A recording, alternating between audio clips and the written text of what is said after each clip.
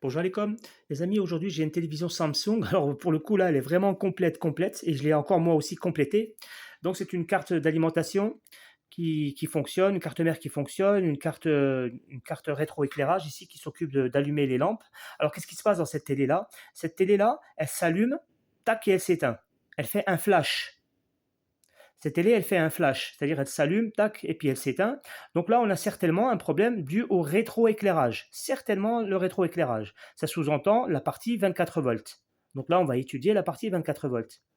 Vous voyez, moi, ce qu'il m'a envoyé, c'est il m'a envoyé la carte d'alimentation, il m'a envoyé la carte mère, la carte Tecon, là, et il m'a envoyé la carte rétroéclairage. Cette carte-là, elle te permet de recevoir le 24 volts, faire un certain travail que je vais vous montrer en détail. Lui, on va l'étudier. On va voir s'il fonctionne pas. Mais quand même, moi, en dehors de cette carte, j'ai branché des lampes. Ici, il y a des lampes qui se branchent là, partout. Ben moi, j'ai branché une ampoule pour que vous puissiez comprendre qu'est-ce qui se passe chez le propriétaire de la télé. Alors, là, je vais mettre l'électricité. Je mets l'électricité. J'ai le voyant rouge là qui va clignoter, je crois. Un, 2, 3. Il va clignoter. Là, ça s'est allumé là-bas. Alors, je vais le refaire. Je vais éteindre. Donc là, il faut imaginer que vous avez un écran là. Vous regardez l'écran de votre télé. Vous appuyez sur la télécommande. Tac, j'appuie sur la télécommande. Bon, ça met un petit temps. Hein, c'est Samsung, on connaît. Hein. On connaît. Puis tac, la télé va s'allumer. Et comme un tac, vous voyez un flash. Et hop, ça s'éteint. Ça, c'est ce que vous voyez. N'imaginez pas ce que vous êtes en train de voir là, parce que là, c'est trompeur. Moi, j'ai pas branché toutes les lampes, c'est tout. Hein. Si j'avais mis toutes les ampoules branchées, la télévision, elle fonctionnerait parfaitement. D'accord? Mais en fait, non, je vais pas vous dire la solution. Donc, c'est ce qui se passe chez le mec. Là, on ne sait pas si les ampoules, elles sont bonnes, si elles sont pas bonnes. Donc là, c'est intéressant de comprendre ce système-là, car, écoute bien, soit, par exemple, tu as un problème ici. Bah, c'est très facile à dépanner, ça. Hein. C'est très, très, très facile. Hein. C'est un MOSFET, c'est tout. Hein. Un condensateur et un MOSFET. Donc, ça, tu le dépannes. Mais si tu n'as pas de problème ici, qu'est-ce qu'on peut faire? Qu'est-ce qu'on peut faire dans une télévision LCD pour, pour, pour en fait désactiver la sécurité là?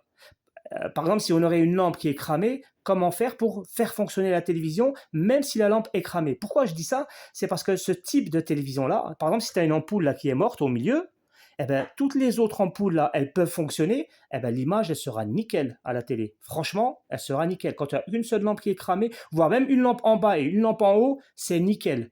Donc voilà, c'est une super télévision. Les télévisions LCD, ça dure encore 15-20 ans. Hein, c'est très bonne télévision. Les lampoules là, elles durent beaucoup plus que les 4K, que les merdes, là, les LED, les QLED, etc.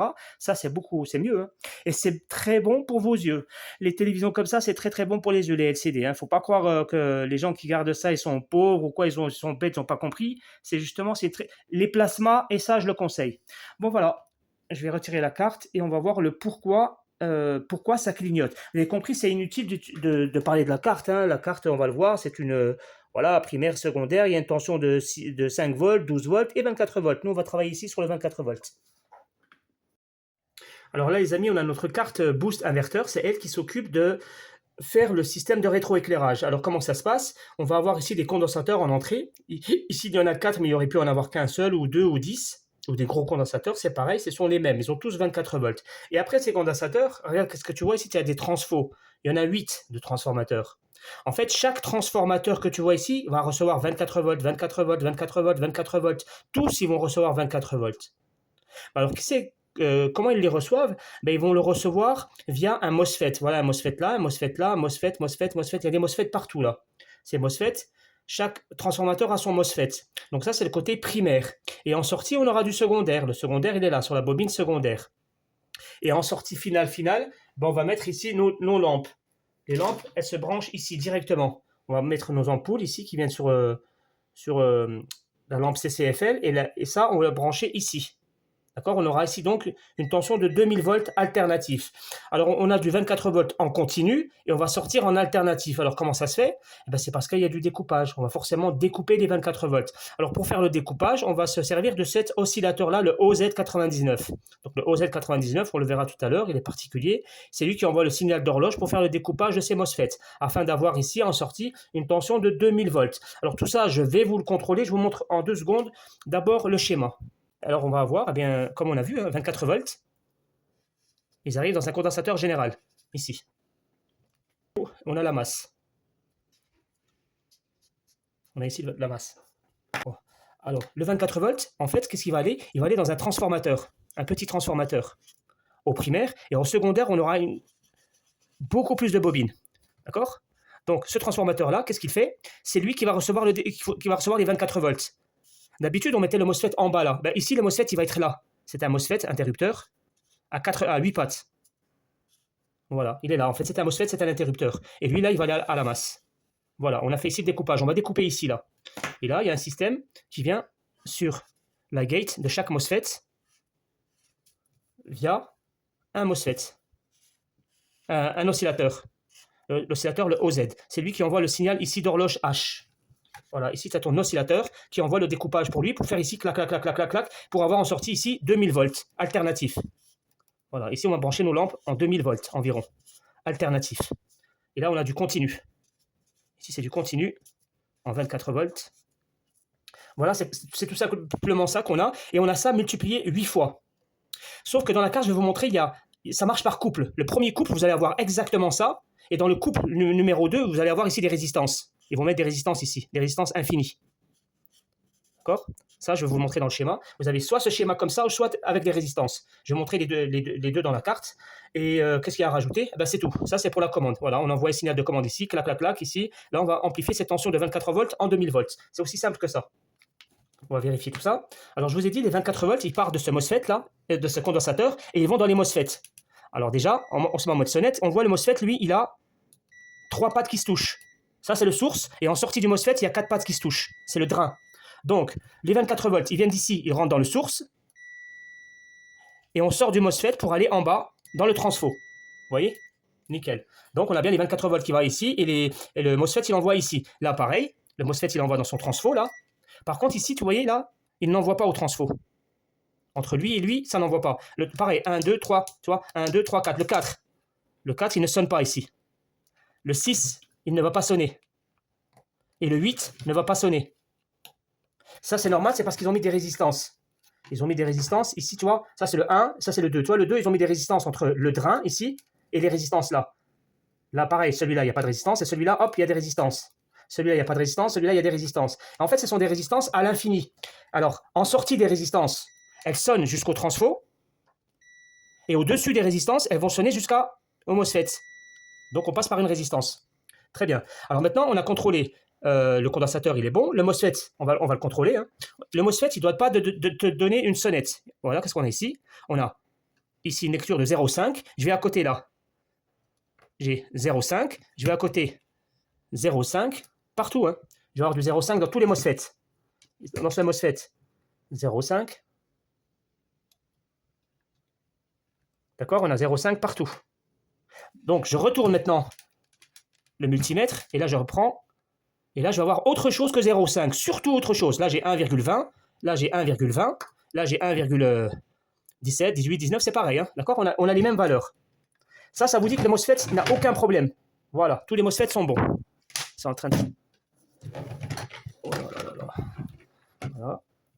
Et... Voilà, tous nos MOSFET... Voilà, donc là, ici, tous nos MOSFET sont bons. Alors, pourquoi ça ne fonctionne pas?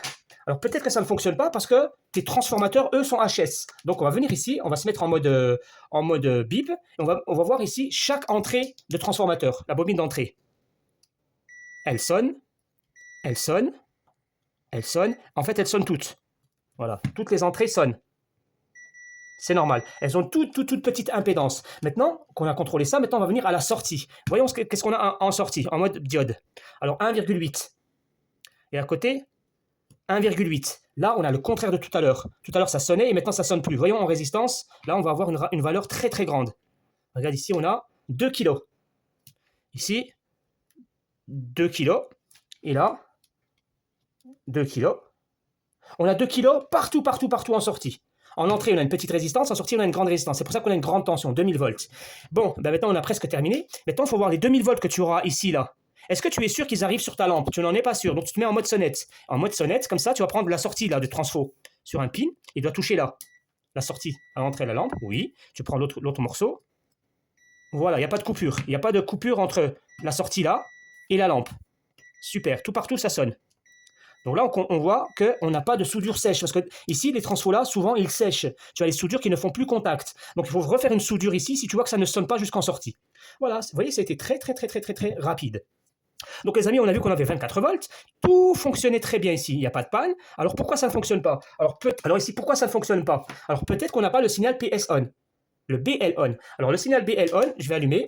Et je vais vous montrer le signal BL on. En principe, il devrait arriver en entrée. Donc, sur le bornier ici. Je vais mesurer en mode tension. Ici, tu as une patte qui va te donner du 1,8 volts. C'est ça mon signal PS on. Mon signal BL on. À côté, tu as du 5 volts. Ça, c'est pour le DIM, je crois. Donc ici, là, le signal de commande. Alors, on a une carte qui a le signal de commande, mais ça ne fonctionne pas. Alors, on va se poser la question, c'est est-ce que par exemple, il n'y aurait pas un défaut? Ben, on le voit bien qu'il y a un défaut, là, c'est clair. Ici, là, on a des ampoules qui ne sont pas branchées. Voilà pourquoi le micro, l'oscillateur, donc il donne le travail, il fait son travail, et hop, il éteint les lampes. D'accord? Il éteint les lampes parce que les ampoules, elles ne sont pas branchées. Voilà la vraie panne aujourd'hui. Là, on vient de découvrir la panne, c'est qu'on a certainement une ampoule qui est morte dans cette télé. Voilà. Alors, qu'est-ce qu'on peut faire? Eh bien, ce qu'on peut faire, c'est c'est forcer le désactivage de ce défaut, de cette sécurité-là. On va la supprimer afin que cette télé puisse quand même me sortir les tensions de 2000 volts malgré le défaut d'absence de lampe. Alors, comment on peut désactiver cette carte? Pour l'instant, moi, je ne le sais pas. Mais ce que je sais, c'est que je vois ici, sur l'oscillateur, je le vois tout de suite, il y a plein de condensateurs.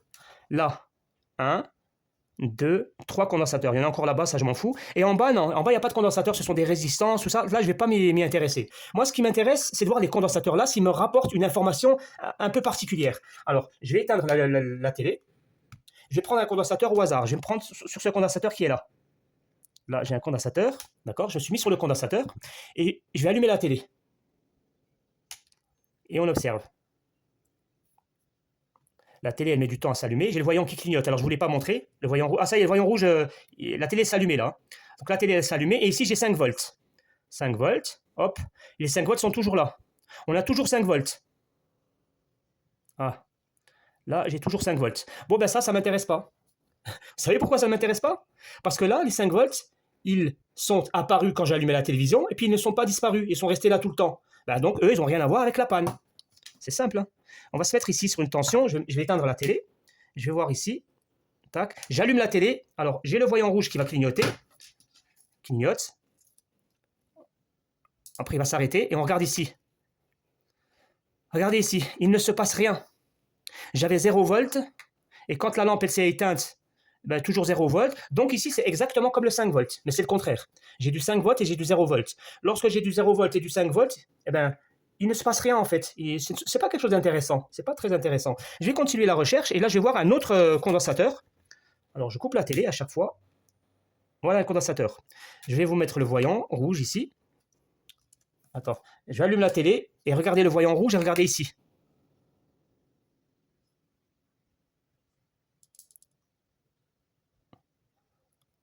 Alors là il ne s'est rien passé. Je vais recommencer. J'allume la télé, je me mets sur le pin là. On observe le voltmètre. 3,2. Vous avez vu 3,2 affiché là?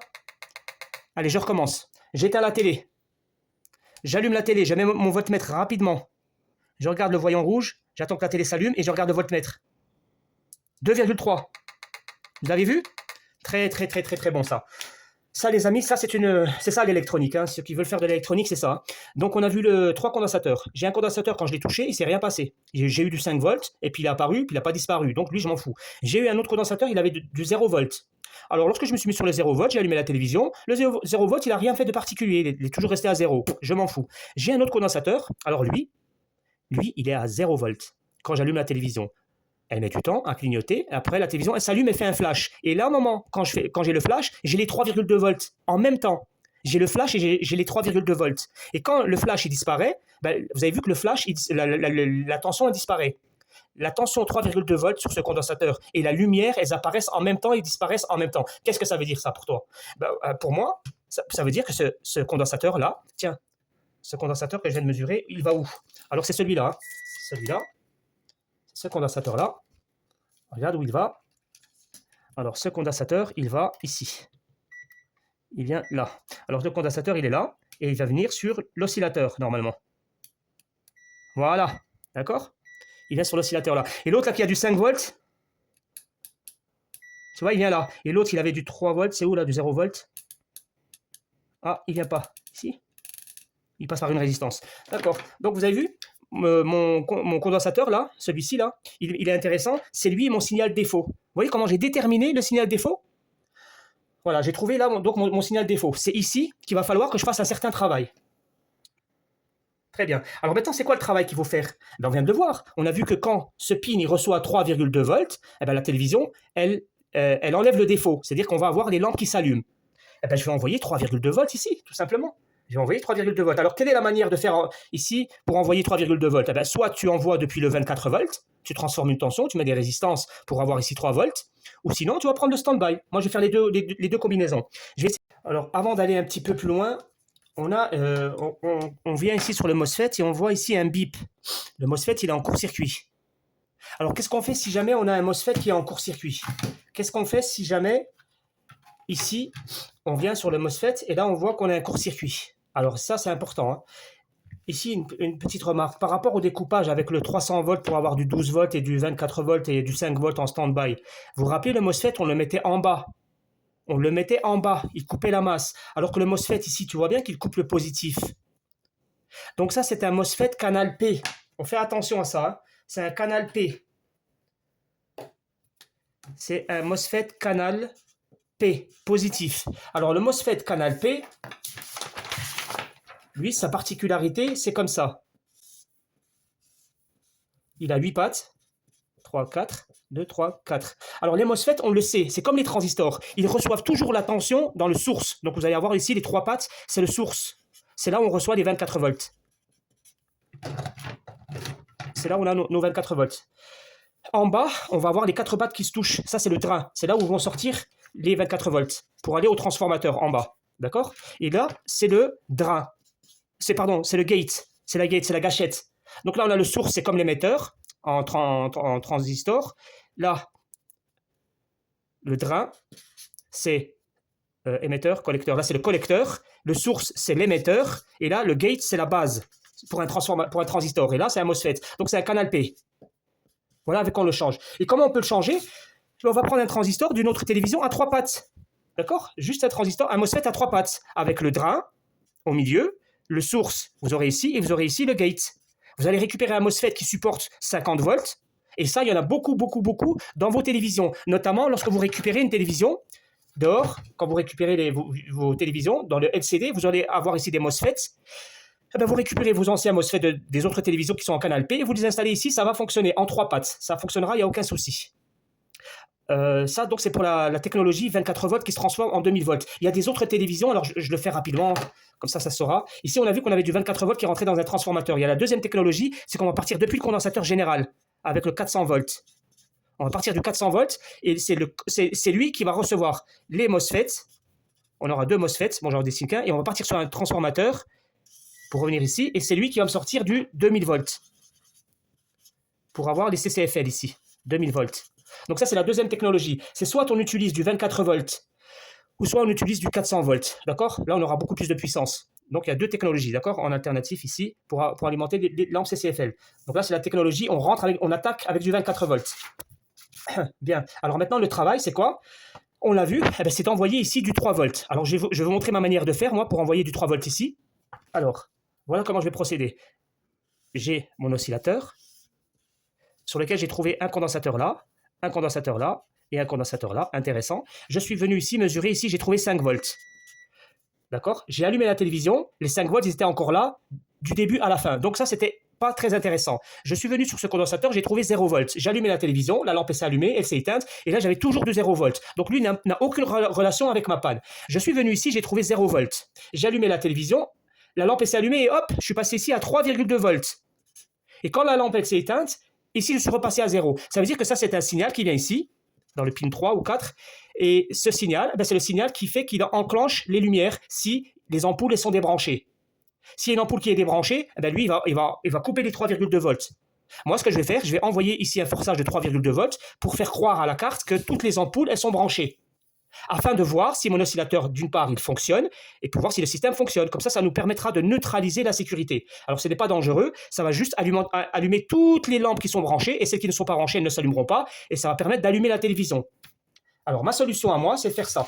Je vais partir sur le stand-by. Dans ma carte mère, j'ai une carte mère ici, je vais regarder dans la carte mère du 3,2 volts, quelque part. Dans le microprocesseur, dans la RAM, par exemple. Là, je vais prendre ici le 3,2 volts. Je vais me souder ici, sur le 3,2 volts, et je vais envoyer ce fil, tac, sur le condensateur. Je vais envoyer le 3,2 volts sur le pin ici qui recevait le 3,2 volts sur le condensateur, là. Le condensateur, d'accord, il est là. Il vient ici. Donc moi, je vais faire la soudure directement sur le condensateur. Je vais venir ici directement sur le condensateur, d'accord, avec du 3,2 volts. Depuis la RAM, par exemple. Il y a une deuxième solution. On a vu qu'on avait, dans notre carte, on avait le condensateur qui avait 24 volts. Et en bas, on avait la masse. Ici, c'est la masse, d'accord. Regarde ce qu'on peut faire. On peut prendre une résistance. Et quand on met une résistance, les 24 volts, ils vont chuter ici. Ici, par exemple, on va faire chuter la tension jusqu'à, admettons, 21 volts. Tu vois, on va prendre ici 21 volts. Il va rester ici 3 volts. Là, on va mettre une diode. On va mettre une diode électroluminescente et on va mettre la diode à la masse. Qu'est-ce qui va se passer? On aura ici 3 volts. Là, on aura une tension de 3 volts, 2. Parce que là, on aura 21 volts, parce que la résistance, elle a mangé la tension, et le reste, elle va venir sur la diode. Cette diode-là, les 3 volts, on va les prendre. On va prendre les 3 volts et on va les envoyer dans l'oscillateur, dans la patte qui doit recevoir le 3,2 volts. D'accord, les amis? Ça, c'est quelque chose qu'on a déjà vu. Hein. On va faire un régulateur de tension par une diode. Voilà les deux méthodes. Je vais vous montrer les deux méthodes.